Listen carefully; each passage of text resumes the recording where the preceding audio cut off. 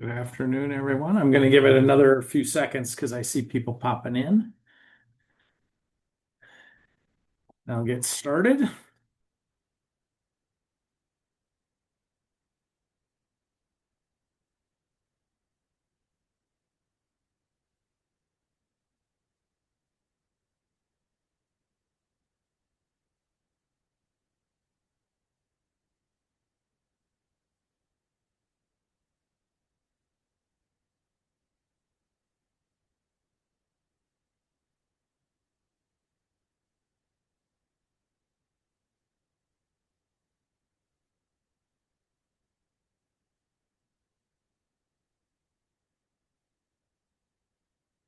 All right.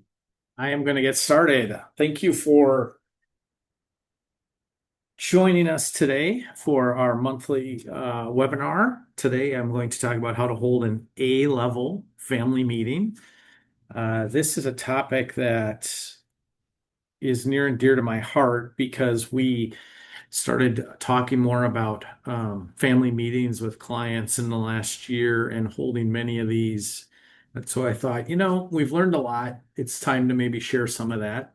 So that's what today is about. As always, in anything we do, this is not meant to be specific advice. So our lawyers always want us to share this lovely screen with you. So make sure you go off and get specific advice to your situation. For those of you that don't know me, my name is John Meyer, and I am the president of the wealth management side of the house. And so, as a principal and partner here, I am in the enviable spot of talking about this kind of stuff at all times with clients. I'm going to talk to you a little bit about BGM as a whole for just a second. For those of you that are interested, we do have a lot of other services available to us. If you are in the mood for talking about any of these things, please reach out to us or go to our website at BGM 360. And with that, let's get started on today's menu. I'm going to start with a very basic premise of why these meetings even matter, and then go through how to hold them, what kind of questions you should be asking, all the different ins and outs. And there's even a slide on some key learnings. So with that, let me get started on why these family meetings matter. When we talk about family meetings, I think through the years, the one of the things that really turned my thinking on this is watching from generation to generation what happens. When I think I'm in my almost getting to late 50s now, mid 50s. And when I think about how my grandmother communicated with my mother about what may or may not happen financially at her death, there was a bit of a secrecy there. And when I saw then how my parents, talked about money and stuff with myself and my siblings, still some secrecy there. And what I've seen through the years is we're seeing more and more shifting over generations towards more of an openness to talk about money and to talk about what ends up happening with the families in general. I'm going to get into some detail of what I mean by that. But that's why these family meetings matter, because at the end of the day, what we've seen is a lack of communication tends to lead families to fighting. I don't care how much people think their kids are going to get along after they die. When money's involved, families fight. And so, from our perspective, we're trying to figure out ways to constantly bring up communication. And the best way to do it is before the world ends for the family. Because the reality is once one parent dies, things change. If that parent is the matriarch, oftentimes things change even faster because it seems like mom tends to keep families together. So I'm starting from that premise. And what I want to start with is what is a family meeting? And this is going to seem fairly basic on the front end, but it's very important that people go in with the right understanding of what this means. It has to be intentional and prepared. You can't just walk in a room and say, we're going to tell you what we're doing with our wills and trusts. That doesn't work. It's got to be more prepared than that.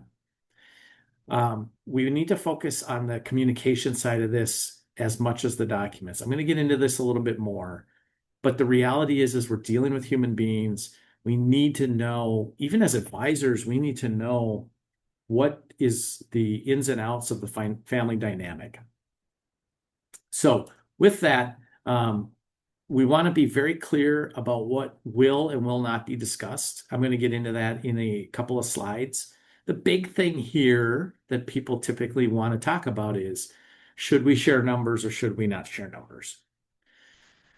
Fourth, it needs to be built around family goals and values, not just what John says or what your lawyer says or any of that. It needs to be very personal.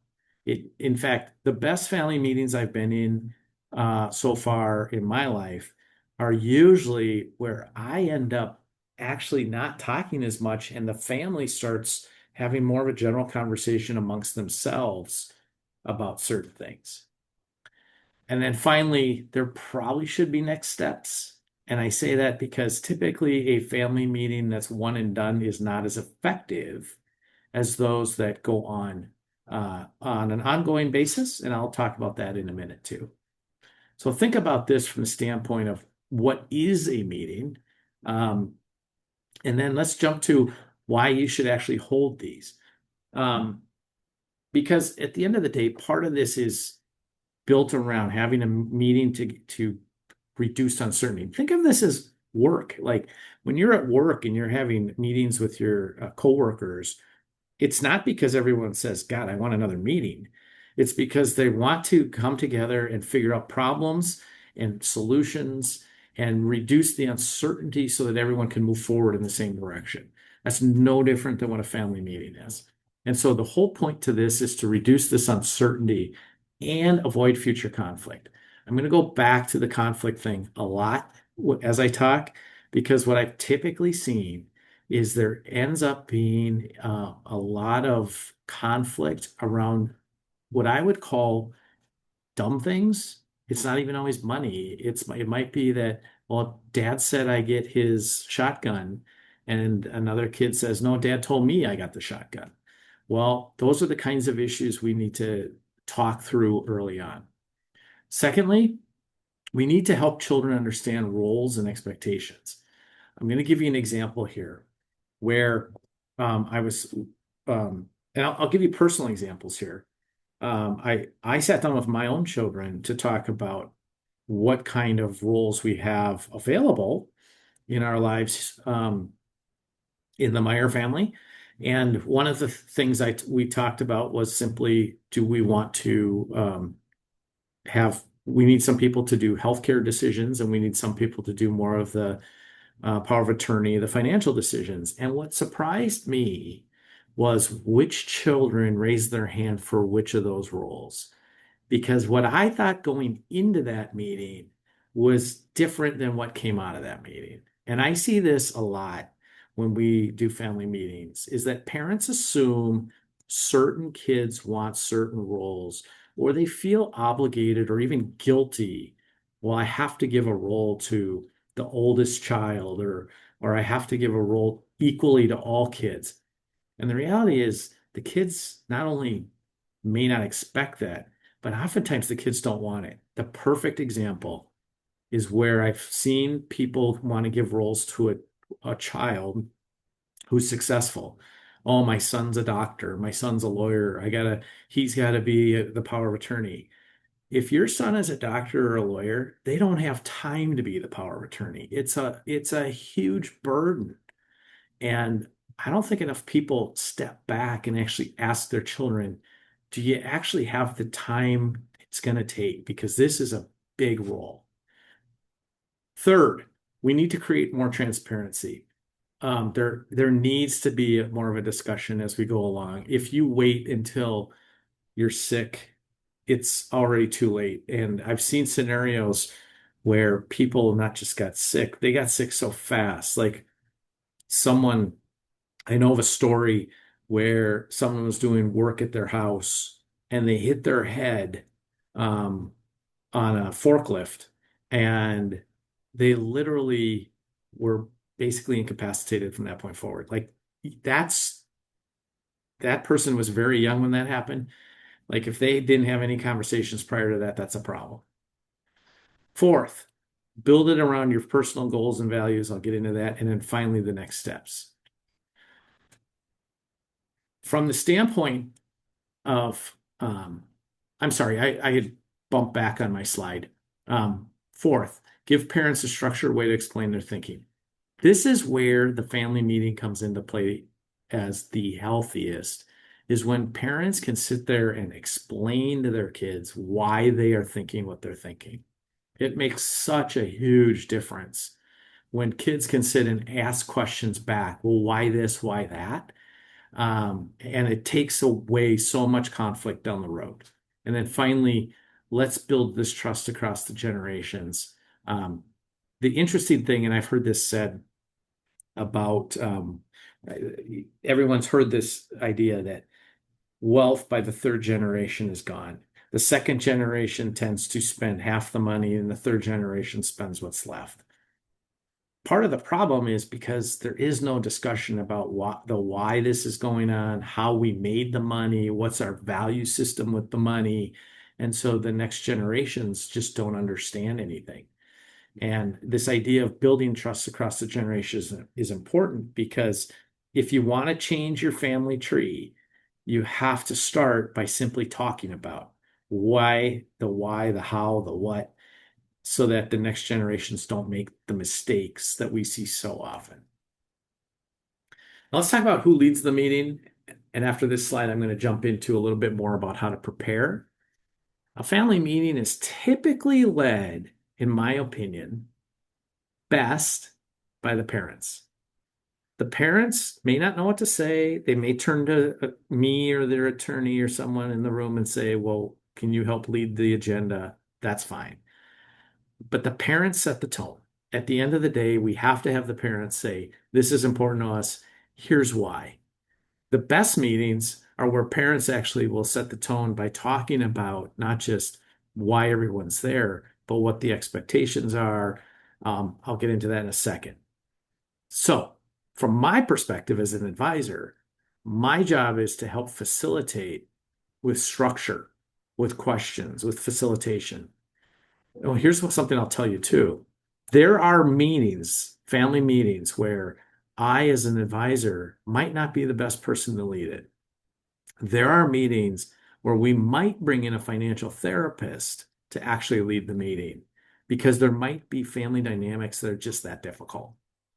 In those meetings, it's just better to have a professional that's even above my head when it comes to behavioral psychology to talk through things. So I bring that up because sometimes the people in the room will shift. Sometimes it's your advisor, your tax professional, your attorney. But if there's a real communication challenge, I would argue you need to bring in a different expert. Now, children need to have some room to ask questions in these meetings. I'm going to get into how to do this, but I just want to bring that up because I've been in meetings where parents have said, we're going to tell them what's going to happen. That is the wrong attitude to take. It's not telling everyone that it's, kind of the take it or leave it scenario. It should be more of a opportunity for parents to say, here's what we're doing or not doing. We would love feedback. And if the feedback is needed to change things, by all means, we'll entertain that. Parents don't have to commit, but they should at least entertain it. As I said earlier, this should feel like a conversation, not a lecture. I will tell you, when it turns into a lecture, I have seen most of the time those meetings go nowhere. I'm not saying they're total failure, but they don't really lead to much after. So let's talk about how you actually do this. When should this meeting happen? Well, there's different schools of thought here, and I'm going to give you a little bit of insight into all of them. You can have family meetings for all kinds of reasons. First of all, everyone assumes a family meeting should occur to explain to your kids or your grandkids what's going to happen with your money. Yeah, that's cool. Here's what's better. Have a family meeting before you write your estate plan. What you'll find potentially, and I've been in meetings where this has happened, is that your children or grandchildren have very different opinions about what should happen with the money than you do. And I don't mean that in a bad way. I've been in meetings where the kids have said, you should give more to charity, or I don't really want the family cabin, or why are you giving me all this money? Why don't you give some of the money to our grandkids directly as opposed to me? Um, it changes what happens with the attorney drafting everything when you have these meetings prior to going in and actually building your estate plan. So I like having these meetings early. Everyone says, well, hang on a second. What if my kids are too young and it doesn't work? If you have very young children, obviously it doesn't work. But I did this when my kids, my youngest was 17 at the time, maybe something like that. I was surprised at the feedback I got out of a 17-year-old. So it doesn't have to be like in depth where you share everything and say, this is how much money we have. Um, it should be more structural, like who wants this role? Here's what we're thinking. Who wants the family china, the cabin, things like that. I'll tell you this is important too, because one of the trends we're seeing is that the next generation doesn't want all your junk. And when I say that, I also mean the family cabin sometimes. It's surprising what we're seeing with the next generation saying, I don't want second homes to take care of. It's too much hassle. It doesn't fit my lifestyle, that kind of stuff. Now, the second time we have a family meeting oftentimes is after the estate plan is drafted. This is where we have the ability to explain the intended outcome of the estate plan, the structure, the roles we put in place, things like that. And it's a perfect spot where kids can ask more questions. I'll get into that in a second. The third time, though, is major transitions. I don't think families spend enough time in major transitions. And think of major transitions, if you think about it differently, as money in motion. Anytime we have major transitions in our families, whether it's the sale of a business, a retirement, mom or dad gets sick, they inherit money from grandma and grandpa, whatever it is, there's money in motion. And everyone inherently in the back of their mind is thinking, what happens next? These are perfect opportunities to start sharing with your family what's going on, how's it being handled, what your thinking is. Because in some of those events, there might be scenarios where you have outcomes different than what you would have thought. For example, I had a client who was inheriting money, and at the end of the day, we looked at everything and they basically agreed, we don't need this money. It was millions of dollars. And in the end, they decided we're just going to pass it on through to our kids instead of taking it outright. That's a good answer from a tax perspective for some reasons, but the second part to that is it was a shock to the kids because the kids were not expecting it at all, and there really probably wasn't a family meeting involved in that one. So like those are the kinds of things that we should be thinking about having meetings around. And then finally, fourth, I say periodically. Now, periodically is a bad word. I'll explain it from the perspective of a friend of mine. I have a friend, he's in his 90s, and he does a family meeting every year with his kids, grandkids, great grandchildren, and I believe there's now great great grandchildren involved. So once a year, he pulls everyone together, and let's say you go up to Madden's or somewhere, he rents all the cabins, and they get together to build out a family mission statement. And every year they then revise that family mission statement to fit with how the family continues to evolve and grow. There is a wonderful opportunity there to talk together as a family about what is important because it's not just about financial assets. It can be about, for example, educational assets, social assets, charitable assets. There's so many things that families have available to them that they can share together if they just got together and talked about it. And so I will argue that having a meeting that's more ongoing makes a lot of sense. In my friend's case, he also loves the fact that he gets to get his family together for a long weekend or a week at a time once a year and just see everybody. So it is a interesting opportunity. Now let's talk about pre-meeting prep. From a prep side, we do need to think about some things. There's different ways to go about this, but here's what I'll tell you. What the parents want to accomplish is very important, and we can do this in a couple different ways. One way to do this is to send out a questionnaire to parents and maybe even a second questionnaire to the children that are different questionnaires, asking slightly different questions. So, for example, one of the parents' questions might be, do you want to share all your numbers with your children? Whereas one of the children's questions might be, do you feel you need to understand the numbers to understand the entire estate plan? Very different questions if you think about it. What it does, though, is it helps us uncover where there might be disconnects with families. And those disconnects are where we should spend time in these meetings. So, from the standpoint of how to prepare, it needs to be thought through from that perspective where we need to address all the equation, but it really comes back to what do the parents want to accomplish first. Secondly, decide who attends. Some meetings are your children, some meetings are your children and their spouse, and some meetings potentially could include grandchildren. I leave that up to you. Where I think it's effective, especially though, is if you'll include your children's spouses.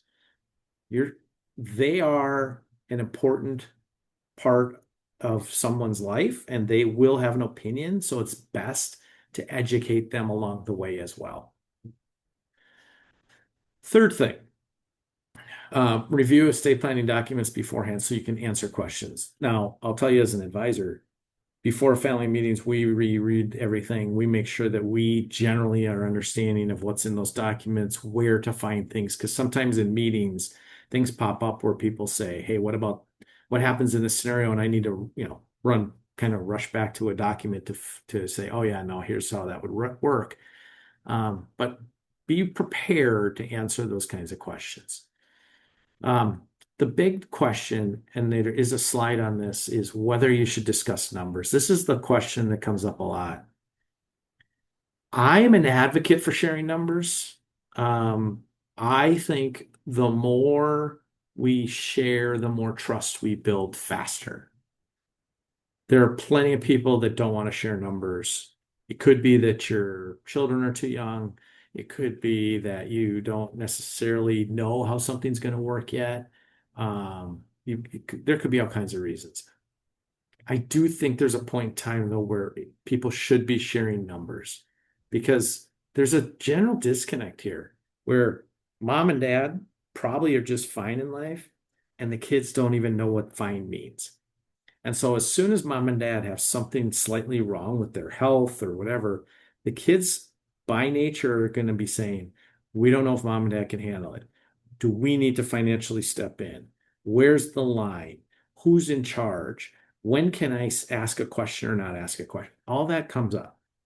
It's best if they understand from the get-go, mom and dad are fine. I threw in identify sensitive topics because I've had examples where families, and I will say this is a good thing to talk about in advance. Families, we all have sensitive topics. Families need to identify in advance, and if you can, share with your advisors what those topics might be so that if they come up, when they come up, people understand what can and can't be said. And this is where sometimes, again, I'm going to point out a financial therapist in this meeting could make a big difference. But I've seen things come up, and if you've got sensitive topics in families, all families have this.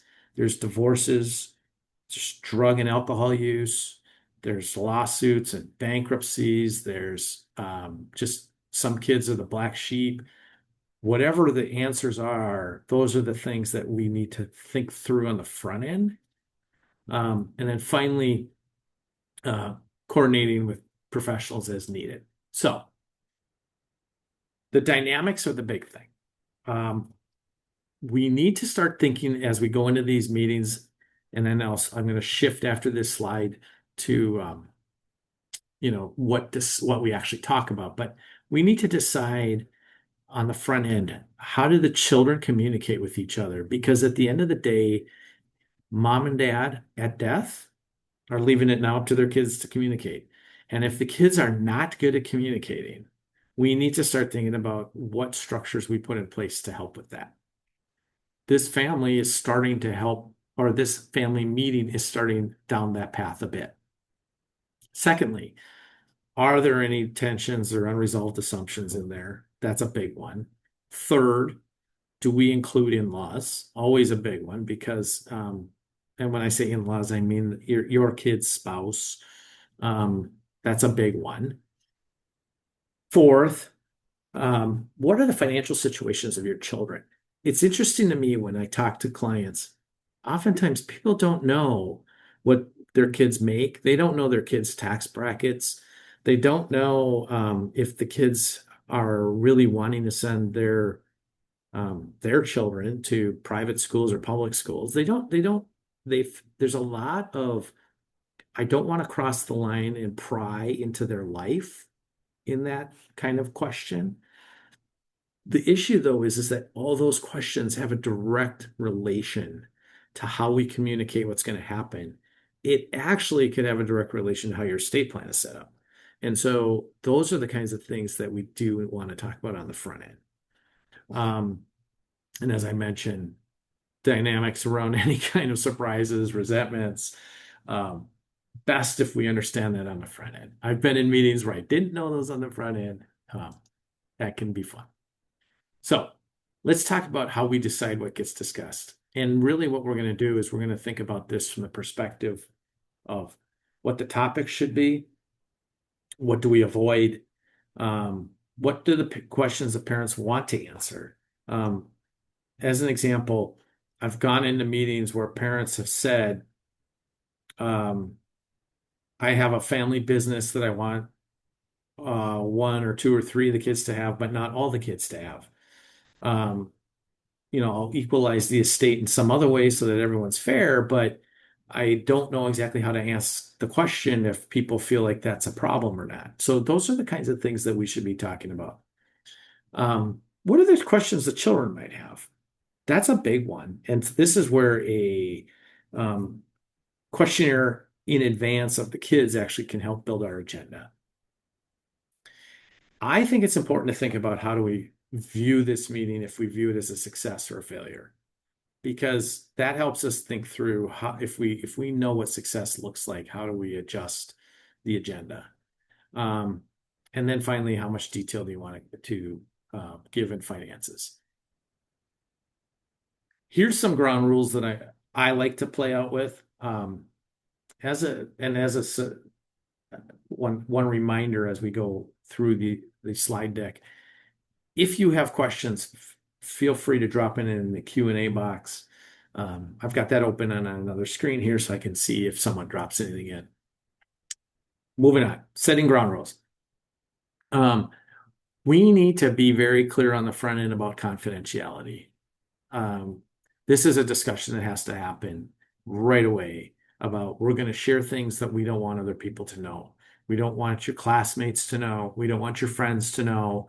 There might be other family members we don't want to know. So be very clear on the front end about what this means as far as what your standards are.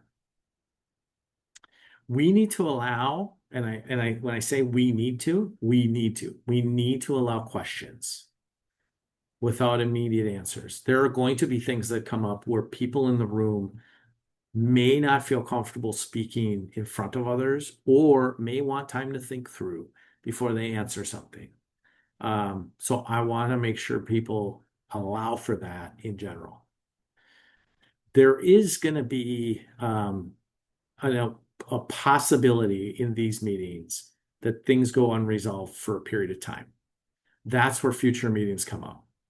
Especially if you hold these meetings on the front end of building your estate plan, because people might want time to think about it. But I just bring that up as just be ready for that. Now, if we're going to get into these meetings from the standpoint of they're more about the estate planning and less about other things, I just want to bring up the fact that we will generally have a overview of all the different documents and what they do, as well as who's involved.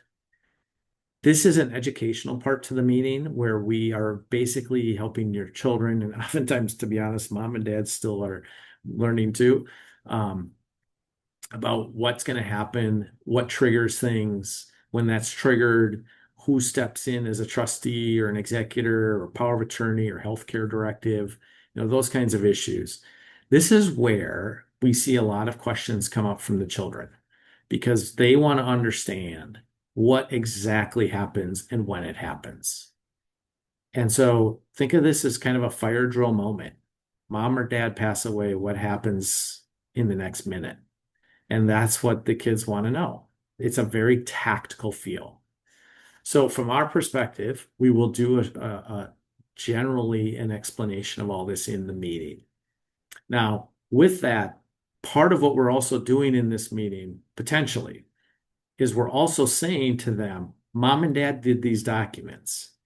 Now we need you to go and do these documents as well. So there is a bit, not just of education, but a bit of a nudging because there are plenty of scenarios where if mom and dad are handing down money in a certain way, they may want the children to then make sure their estate plan also is up to snuff to protect the money.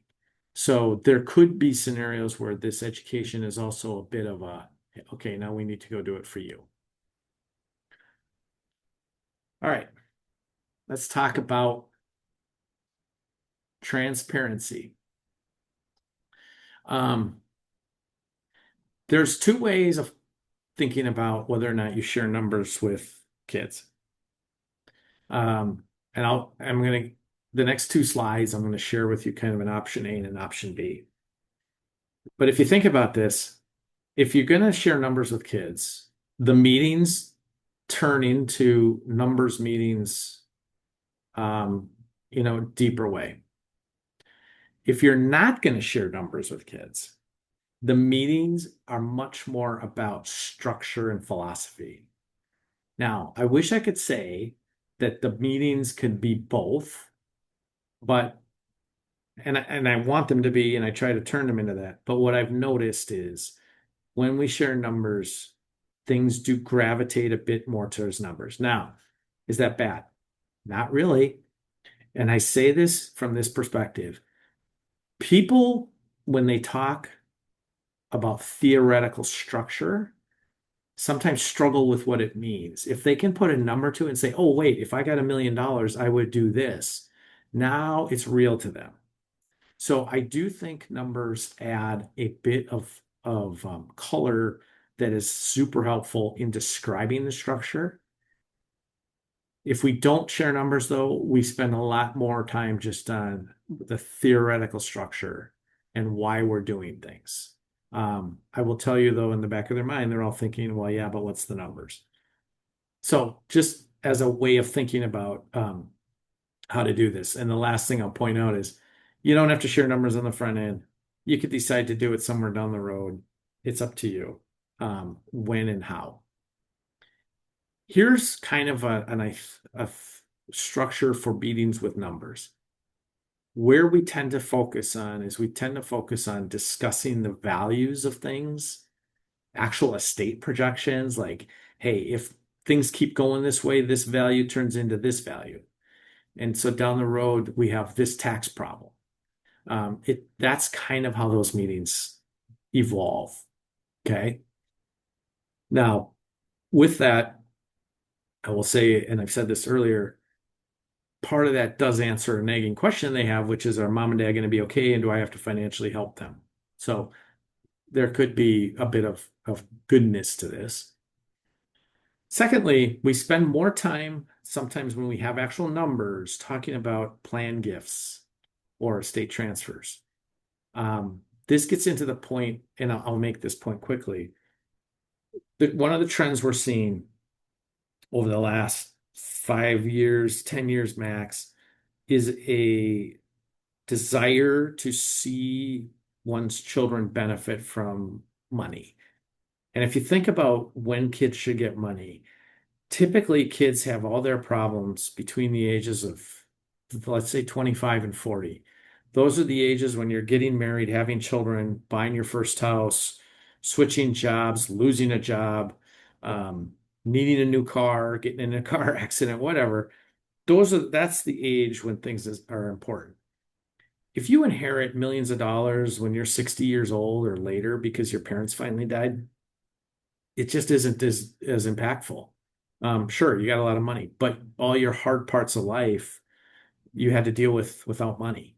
And so what we're seeing is a real trend towards parents wanting their kids to have money earlier in life, and that plan giving is a big deal. And it's, again, if we have numbers, we can be a little more upfront about why we want to do certain things, how it's going to be done, what the true benefit is, what the estate tax costs might be or we might avoid, things like that. Third, liquidity, taxes, all that stuff becomes a lot easier conceptually when we can use numbers. And then we can get into whether or not people want to talk about flexibility, and finally, charity. Sometimes charity actually becomes a big discussion point in these meetings. Again, it comes back to numbers. If kids understand mom and dad have plenty of money and they're thinking about giving $1 million to the church, that may be cool. If they just hear randomly at the cabin one weekend, mom and dad want to give $1 million to the church, they might feel like the church is absconding with their money. So this is where it can become important. If we don't talk about numbers, we're going to spend more time just on structure, roles, how decisions are being made or were made. That's where we spend our time. Okay. We will spend more time on just basic who's in charge of what. We may talk about the philosophy of the family. Like I said, going back to my friend who's got a family mission statement, you'd probably spend a bit more time on that.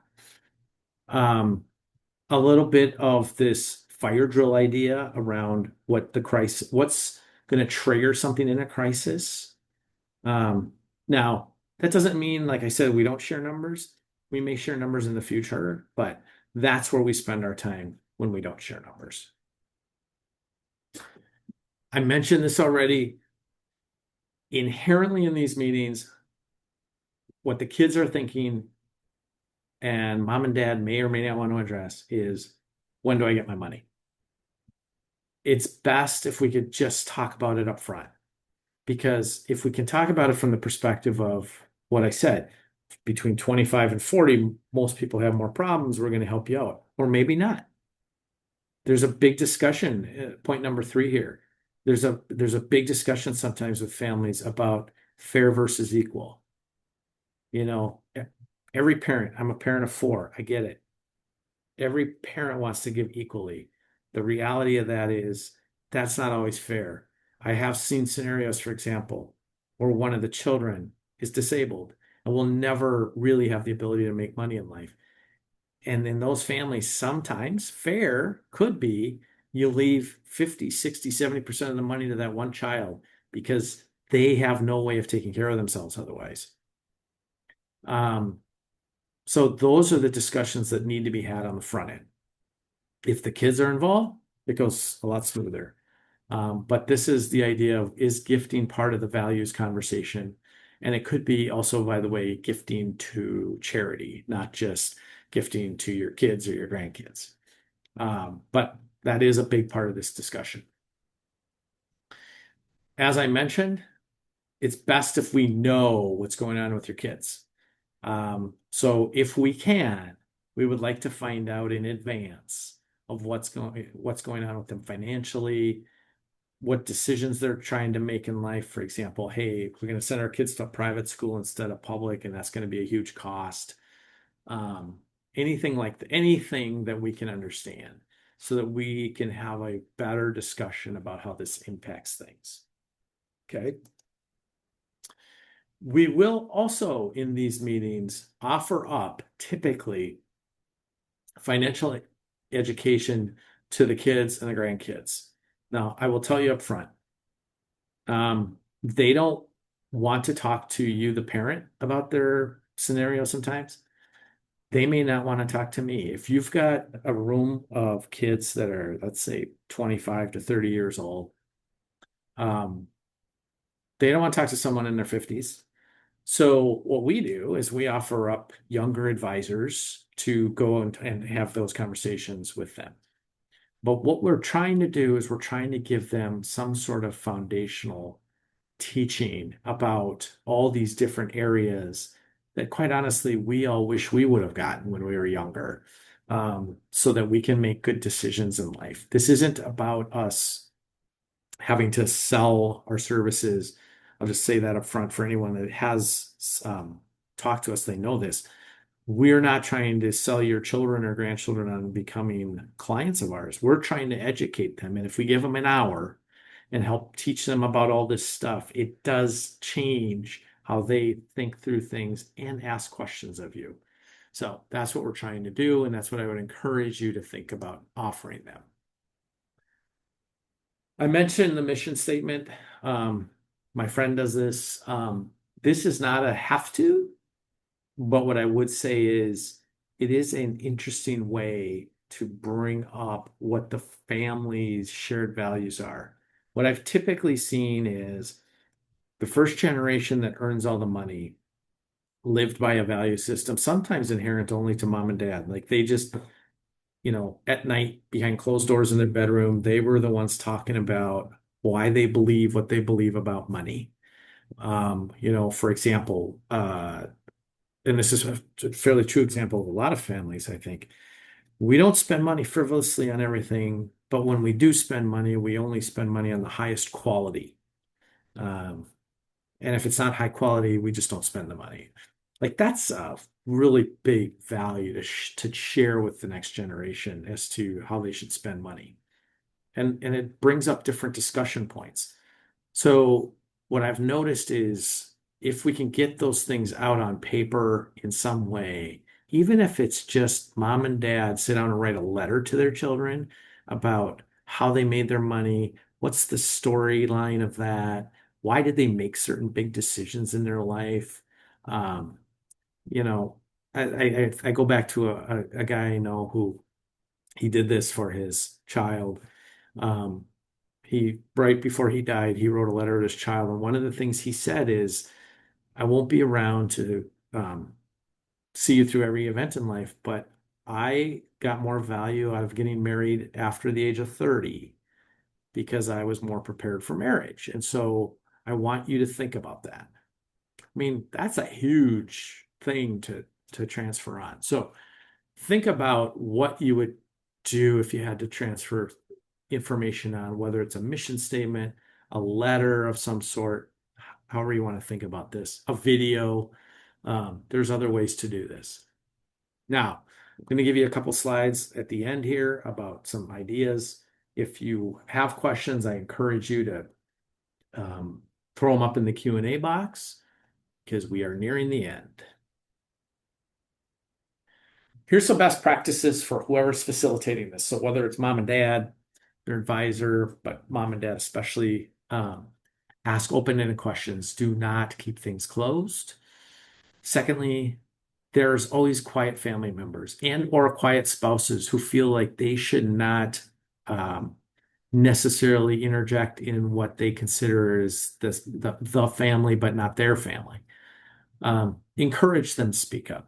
Focus on the quiet people in the room because oftentimes the quiet people are thinking something that everyone else is thinking.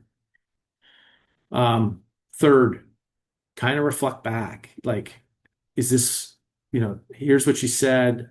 Did I capture that correctly? Kind of language. Fourth, manage disagreement, but don't take sides. I've seen scenarios, for example, here's a perfect example where if you're handing your business off to one of the kids because they have the ability to run it, but no one else does. There could be disagreement. Everyone could be sitting there saying, well, you're going to give the ability for that person to make a ton of money over their lifetime with that asset because they're going to get all this income from it. I'm getting screwed. Part of the answer there is don't take sides. You can't sit there and say one person just has more skill than the other per se. You're going to have to figure out how to talk through that. So be careful of things escalating too much. That again, I'll go back to the financial therapist sometimes is helpful. Um, and then finally, stick to the agenda as much as you can. Uh, these meetings can turn into black holes of spinning if you're not careful, because everyone kind of has their own agenda. So if you've come up with an agenda in advance of what you want it to look like, focus on that. Here's some things to avoid. We need parent alignment. If we have two people going into this meeting, mom and dad, who do not align on something, the answer is we go with the safe route. For example, one of them says, I'm fine sharing all the numbers. The other one says, I don't want to share any numbers. We go with not sharing any numbers. We have to have alignment from the top. It's no different than a corporation here. There has to be at the top alignment publicly. You can disagree behind closed doors, but publicly we have to be aligned. And I say that because same thing happens here that happens our entire lives where kids know how to play mom and dad off each other. So we have to be aligned. That agreement is a big deal. Don't be too technical. Sometimes, and I've seen this where mom and dad might even be excited and they're like, oh, tell my kids about this and tell my kids about that. Sometimes it's best if we don't get too technical about what's actually going on in documents and stuff. It's more of the, hey, here's generally how things are going to happen. Please don't ignore dynamics. This is again something I bring up constantly, but include your advisors in any family dynamics issues in advance. It's so helpful. Fifth, one meeting may not be the process. I want you to just take that to heart because there probably is many meetings. And finally, there might need to be next steps. Don't assume one is a one and done. When you talk about follow-ups, and this is my last slide, so again, if there's questions, what we want to do from a follow-up perspective is recap. Typically, what I'll try to do with families, if we can, is do a recap like email to everybody and say, here's what we decided. Now, we may or may not have everyone's email address or something like that. Like those are things you got to clear up in advance. But those are oftentimes what we'll do, even if we send mom and dad a recap and then they can forward it on. Recapping what happened in the meeting, if there's open questions, that kind of stuff. It just makes it a more formal process that everyone then says, oh, I got to take this seriously. This isn't just me listening and sitting by passively. If there are follow-up responsibilities, we need to figure out who's doing them and what the expectation is for timeline. Third, if there's involvement of anyone else in the room, we need to follow up with what that's going to look like. I say that because, for example, if we say to the kids or the grandkids even, like, we're going to give you access to an advisor to just sit for an hour and talk about things that you should be thinking about, or we would like you to adjust your estate plan and our advisor here will help explain that better for an hour.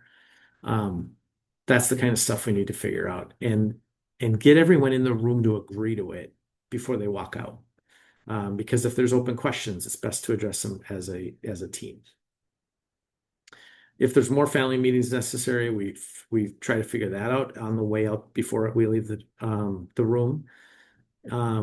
And basically, if you want to continue this mission statement idea, that's where you should start talking about it. So with that, I want to come back and see if there's any questions. I hope you can see in this, there's a lot to think about when it comes to family meetings. If I could summarize it, what I would say is your biggest points of understanding around this should be, do I want to do a meeting before or after a major financial event, whether it be my estate plan, retirement, whatever? Secondly, prepare for the meeting so that you walk in with a good agenda as well as some understanding, not just of what you want to accomplish, but what your children and grandchildren are expecting. It's going to open up the lines of communication better. Third, if there is family dynamic issues, and we all have them in some way, but if there's really bad ones, there should probably be a discussion before going into this as to how those get dealt with, who's handling them. Do we need some sort of more of a financial therapist in the room, that kind of thing? And then fourth, what's the follow-up after? If you go in with that kind of framework, I think you can handle a family meeting and what I call an A-level family meeting. Um, Things are always going to go sideways. I know that. But at the end of the day, this tends to work from a structural standpoint. I don't see any questions. So with that, if there are no questions, I'm going to let you all get an extra 9 minutes to your day. I want to thank you for joining. I also want to encourage you, if you want to listen to our podcast. Our most recent one was with a poker player about how to evaluate risk and prepare for things in life and investing. So it very interesting. If nothing else, you also will get a copy. I did get a question here about copies of slides.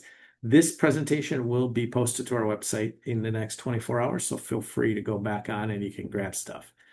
With that, I want to thank you for joining. Next month, I'll be talking about advanced estate planning strategies. Everyone have a fantastic day. Bye-bye.